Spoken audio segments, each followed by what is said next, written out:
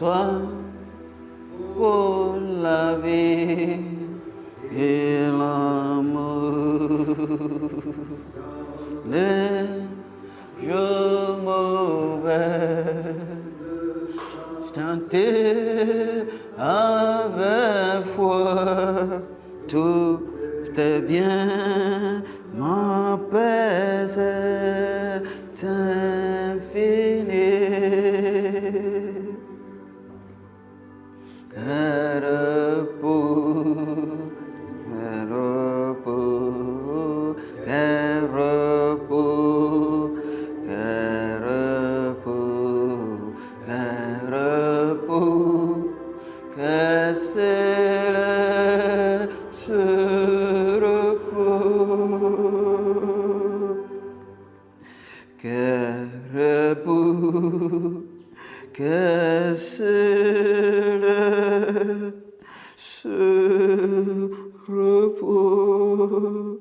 Amen, amen.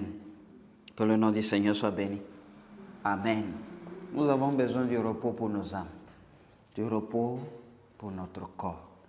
Nos corps sont fatigués, abattus, des soucis de la vie, des problèmes dans le foyer, des problèmes des enfants, des problèmes dans la vie, dans le pays. Nous avons besoin du repos. Il y a d'autres qui n'arrivent même plus à dormir. Alléluia. La nuit même, ils sont remplis de pensées. Des fois, on dit, ne pense pas, il ne faut pas penser. Mais ce n'est pas toi qui penses, c'est pensée qui vient à toi. Alléluia.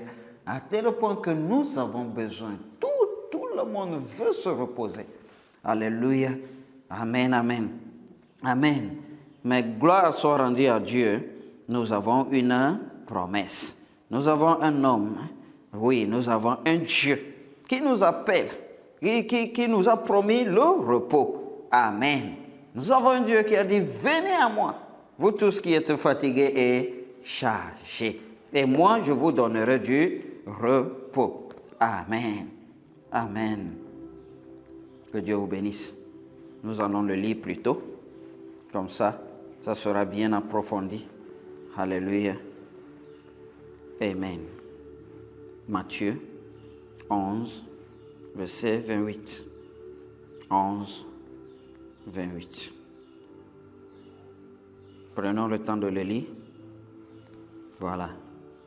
La Bible a dit dans Josué 1,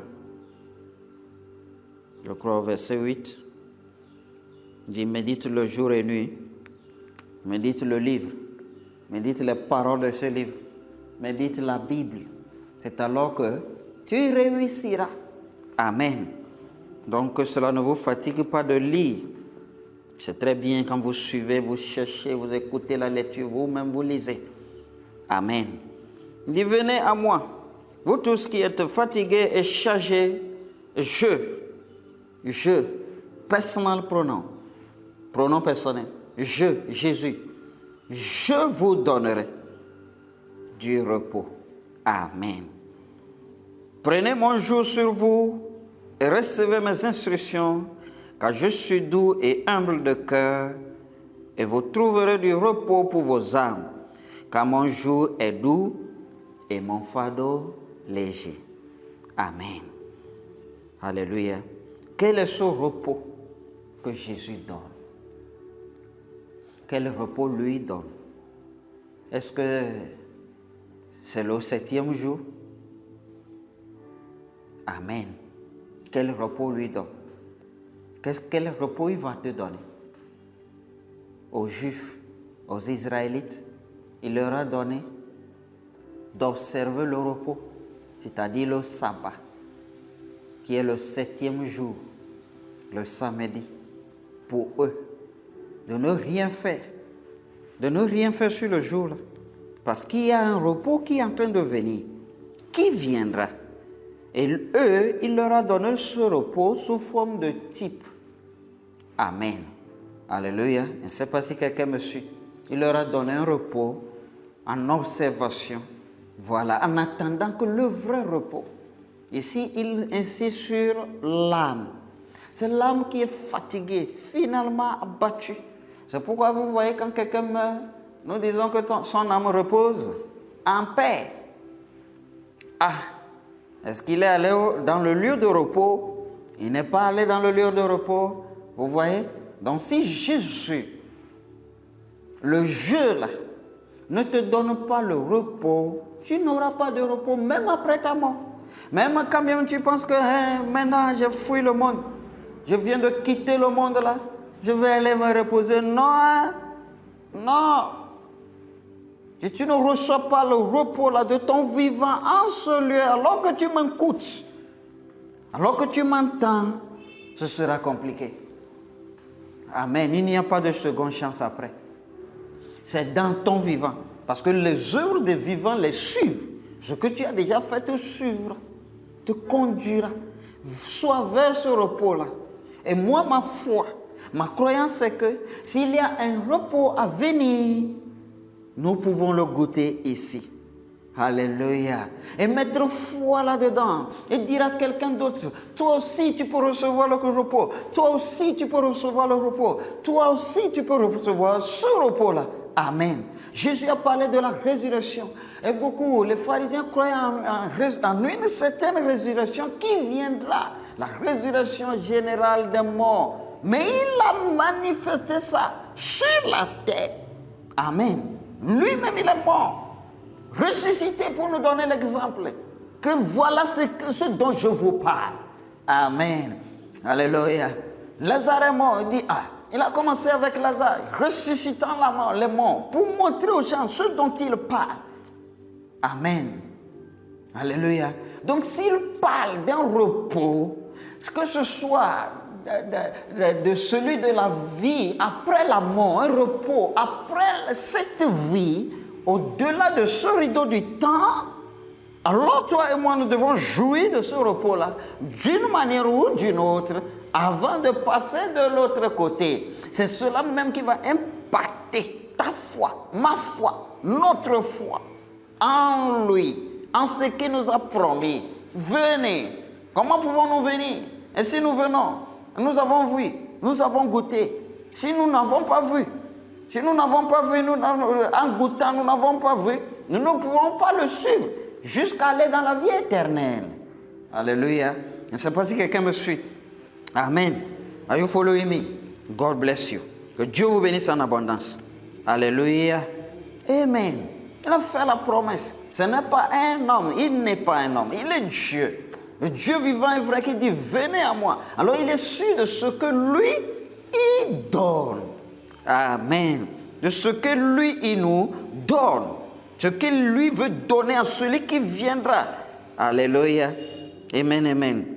Nous prenons Hébreux 4 pour voir un peu le repos là-bas. Hébreux 4, à partir du verset 1, dit, craignons donc, tandis que la promesse d'entrer dans son repos subsiste encore, tandis que la promesse d'entrer dans son repos subsiste encore. Alléluia. Dis craignons, c'est avec crainte. Parce qu'arrivé un moment, dès que tu m'entends, même tu te demandes, est-ce que ce dont Jésus a parlé, dans Matthieu 11, cette promesse est toujours valable pour moi? Alléluia, c'est valable. C'est valable. C'est encore valable. Mais je ne sais pas combien de temps ça va encore durer avant que la grâce, la porte de la grâce soit fermée. Il y a encore. C'est pourquoi, lisons plutôt. Alléluia. Sinon, tu risqueras de dire que ce sont mes paroles à moi. C'est les paroles du Seigneur, de notre Seigneur. Alléluia. Craignons donc, tandis que la promesse d'entrer dans son repos subsiste encore, qu'aucun de nous, qu'aucun de vous ne paraisse être venu trop tard. C'est ça le problème. C'est tard, tu es déjà en retard. Non, tu peux venir maintenant. Demain, je ne sais pas. Mais maintenant, oui. Alléluia. Car cette bonne nouvelle nous a été annoncée aussi bien qu'à eux, mais la parole qui leur fut annoncée ne leur servit de rien. Pourquoi?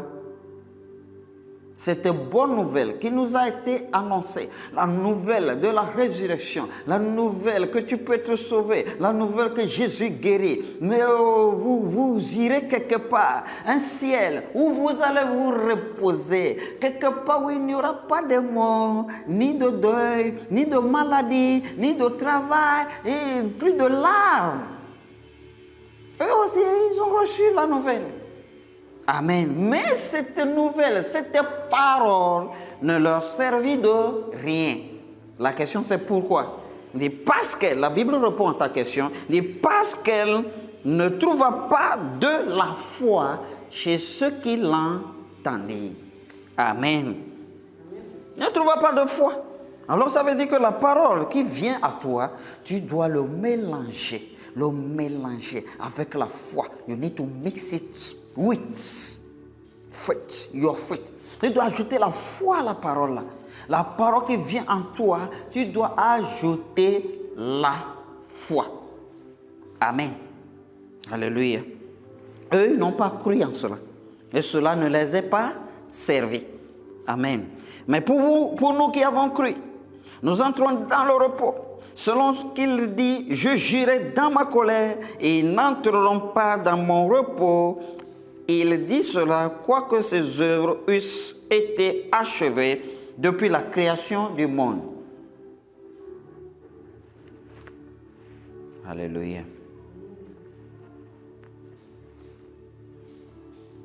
Ils n'entreront pas dans mon repos. Je jurai dans ma colère. C'est Dieu qui parle. Alléluia. Parce qu'eux, ils n'ont pas cru. Alors, il a juré qu'ils ne vont pas entrer dans son repos. Amen. Alléluia. Ils n'entreront pas dans mon repos. Il dit cela, quoique ses œuvres eussent été achevées depuis la création du monde. Amen. Car il a parlé quelque part ainsi du septième jour. Et Dieu se reposa de toutes ses œuvres le septième jour. Amen. Quelque part, il a parlé d'un repos aussi. Il a parlé de repos comment on l'appelle? Aux Israélites, aux pères. Amen. Si nous pouvons les appeler ainsi. Empruntons le terme comme ça. Les Israélites. Amen. Il leur a promis un repos. Parce que lui, il a travaillé pendant 6 jours et le 7e jour, la Bible dit, Dieu se reposa de ses œuvres. Maintenant, comment est-ce que le repos là se manifeste? Tout ce qu'il avait fait le 7e jour, même jusqu'à nos jours, Dieu n'est plus retourné à ces œuvres-là pour les refaire. Donc, ça veut dire un repos éternel. Un repos permanent. Pas un repos, par exemple, quand on était enfant, on priait, on disait à Dieu, oh, tu as dit que tu es celui-là qui donne le repos, alors qu'on était à l'école, et tu es en train d'apprendre, et tu es fatigué, tu dis à Dieu que, comme c'est lui qui donne le repos, alléluia, il n'a qu'à te donner à reposer, quoi. Alléluia. Amen. Ce n'est pas le repos là dont il parle. Amen. Amen. Vous travaillez, nous travaillons. Lundi, mardi, mercredi, jeudi, vendredi. 2 fois, c'est fini. Le lundi, on reprend l'école. Non, le repos de Dieu n'était pas manifesté de cette manière. Je ne sais pas si quelqu'un me suit. Lui, quand il a arrêté son travail, ce qu'il faisait, il n'est plus jamais retourné à cela. Il s'est reposé, ce repos est là jusqu'alors, jusqu'à maintenant. Amen. Alors, si nous aussi, alors que nous entendons que la promesse d'entrée est encore valide, et si tu le crois, toi qui m'écoutes, où que ce soit que tu te trouves, en Asie, en Amérique, en Europe, en Afrique, où que ce soit,